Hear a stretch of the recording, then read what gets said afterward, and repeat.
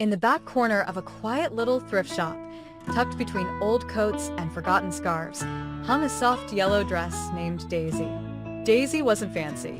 She didn't have glitter or sequins or a famous brand tag. Her fabric was a little faded, and one of her buttons was slightly loose. But Daisy remembered a time when she was brand new, twirling under summer skies, dancing at garden parties, worn with joy and laughter. Now, she waited patiently, hoping someone would notice her again. Every day, people came and went, browsing through the shop.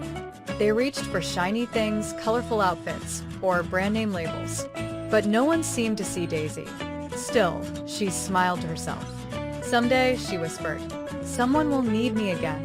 Then one rainy afternoon, the shop's bell jingled, and a girl named Emily walked in. She looked nervous and shy, hugging a small notebook to her chest. She was invited to her school's kindness celebration, but she had nothing special to wear. She wandered through the racks, brushing past glittery gowns and tight dresses that didn't feel like her. Then she saw Daisy, quiet, soft, and simple. Something about the yellow fabric made her smile. It reminded her of sunshine, of warmth, of home. She tried Daisy on.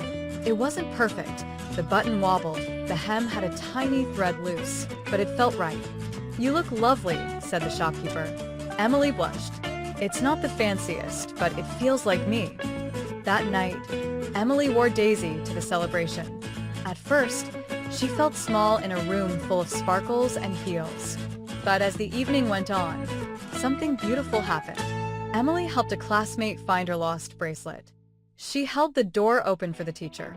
She sat with a quiet student who had no one to talk to.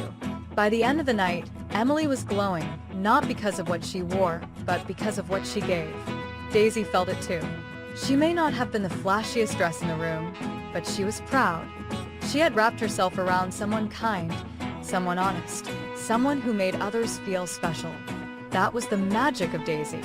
She didn't need shine or shimmer to be noticed. Her value was in how she made people feel.